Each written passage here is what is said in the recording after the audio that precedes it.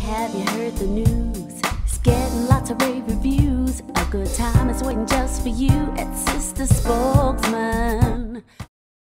Angela Watts, she's director of Twin Cities Healthy Start. Angela is in the middle, right there, okay. Then we got Hazel Tanner, that's right to my right here, licensed school nurse at Roosevelt High School. And then we got Jean Taylor Coleman. She is an in-home visitor who works with families with infants. Let's give them all a round of applause.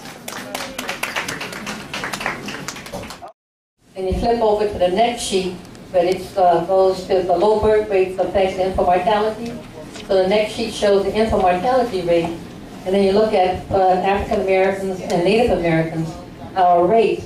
We had great improvement in the years between 1989 and 1993, and between 2002 and 2006. We had a significant decrease in the infant mortality rate, but yet we're still twice as high as far as we're compared to the whites. It's also presented that good prenatal care alone is not enough to ensure a healthy pregnancy for women at risk for poor outcomes because of poverty, lack of education, discrimination, poor health, and domestic substance abuse. And that meaning, even if they had the best of care, with all those other factors, you can still have a poor outcome. My name is Angela Watts, and I'm the director of a program called Twin Cities Healthy Start. And we're part of a large national program. I just got back in town last night from Raleigh, North Carolina, where I was part of a national meeting dealing with infant mortality. We have a very large program, federal program, called Healthy Start, that is part of a $105 million program across the country. There are 105 programs that deal with infant mortality. It is the largest federal initiative in the country. In order to qualify for this program, you must go through a screening process, and we also have 4 other sites in Minneapolis. North Point is a major provider of services for us. Indian Health Board to deal with the American Indian community in Minneapolis, Broadway Family Medicine Clinic, and the Family Partnership. So we have 4 health providers and 2 community-based providers providing this service. Risk factors, whether she has a past issue of depression, drug and alcohol, or housing issues, chemical abuse, domestic violence, all these factors like Hazel talked about it, answering the questions, contribute to infant mortality. So we do a really comprehensive history on her medical as well as psychosocial factors to determine what does this woman really need to help her have a healthy baby outcome. Hooking them up to resources that truly assist with creating consistency, support, peace inside and outside of their home. Now, a lot of time the word resources gets thrown around, and a lot of agencies say, yeah, we connect people with resources, we do this, we get them hooked up with IMFIP, we get them hooked up with Minnesota Care, or whatever those material resources are. A lot of those systems are not consistent for them, and they are not. My name is Mary Sakara, and I work for the Cultural Wellness Center. And at the Cultural Wellness Center, I am also a doula. I don't know if anybody knows what that is. It's spelled D-O-U-L-A. And a doula is really, I call myself a birth attendant. I'm a birth support person.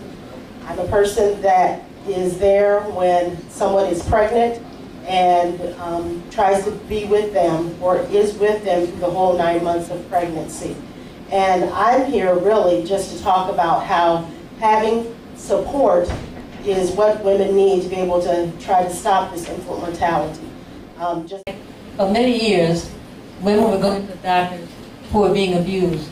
Doctors never addressed their black eye, never said anything, until professionals have been keeping you think it's a common sense thing the doctor would ask. No, they have been taught to ask us, especially when we don't look like them, they don't look like us. Priority for infant mortality. We're bringing more men into the network.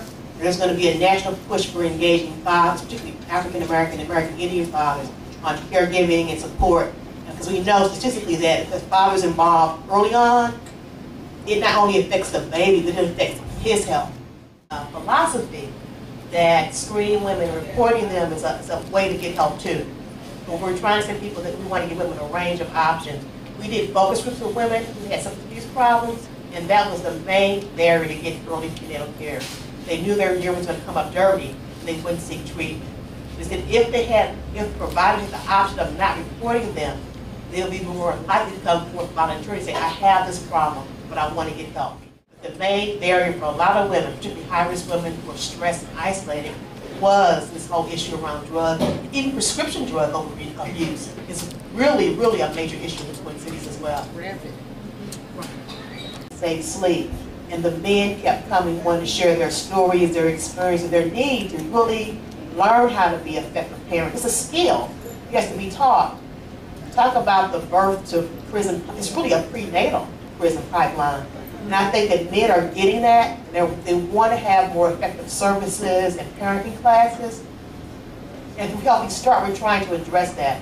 We're bringing more men into our consortium of how we direct policy and funding and guidelines, and making sure that men have adequate access to health care, public health care resources. So you're going to see that shift nationally, and you're going to see that shift locally. Is there another question?